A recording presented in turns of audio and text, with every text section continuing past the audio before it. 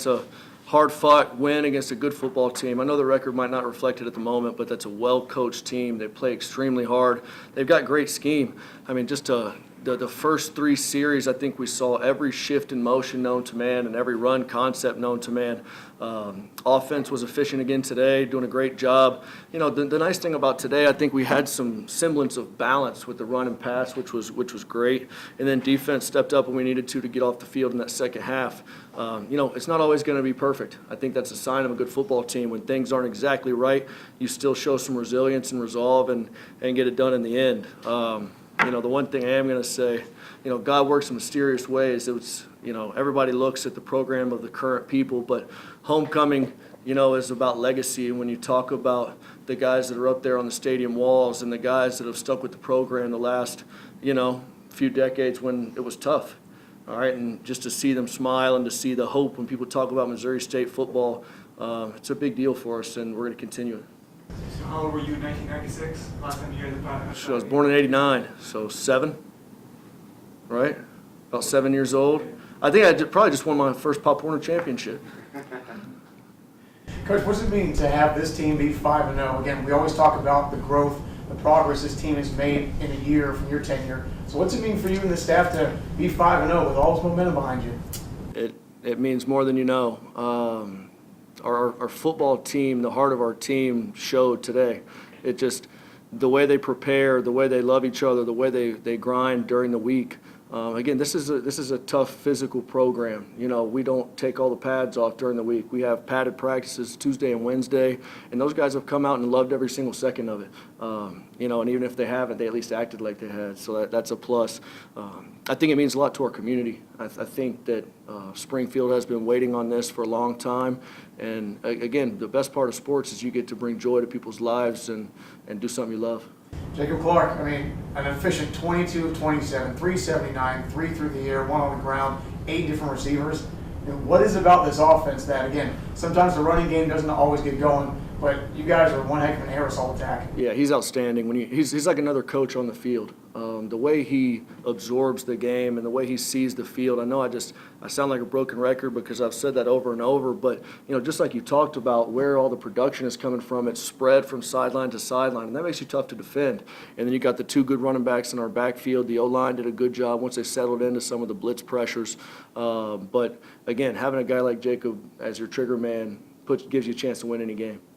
What do you guys think from their pressure early? You guys adjusted pretty well in the second half, but I mean, Jake's kind of feeling the heat pretty much early. Yeah, they brought everybody on the field.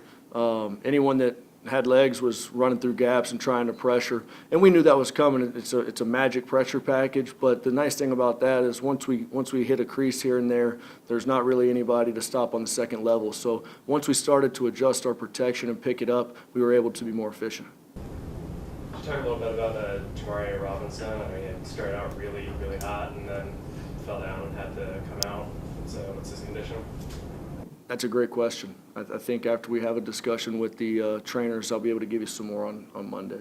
Did that change your approach at all to the O-line?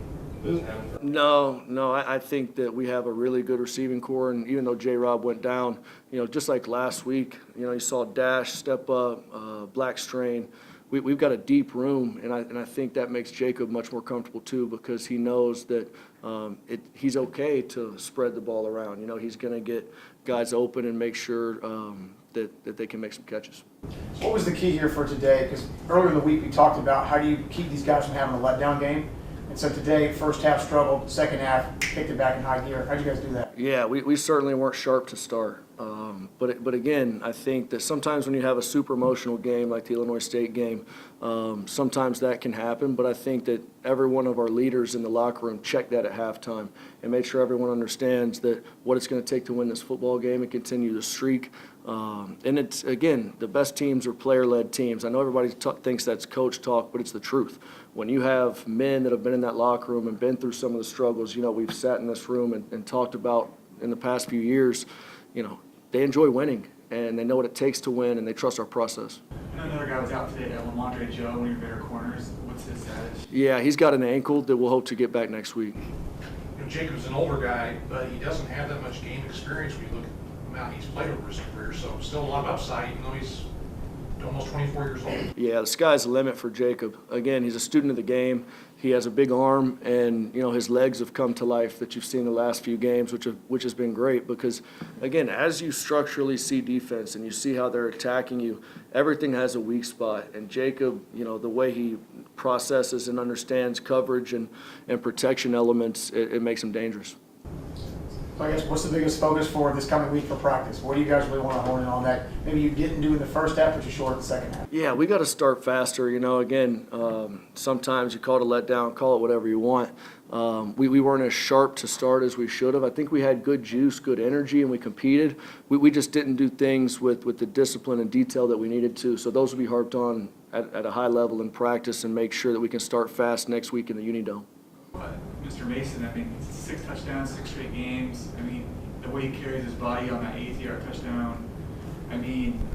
What's it kind of to have a guy like that, just as an option in what he's been able to do? Yeah, Lancelot, he's dynamic. Does a really nice job. Great teammate. Always there when you need him. The nice thing about Lance is that if you want to play tight end and you want to get to the NFL, come to Missouri State because you still have to block. You still have to do a variety of different things schematically in the run game. And then he has great hands out of the receiving corps. So he's extremely well-rounded, and we're excited to have him on our team.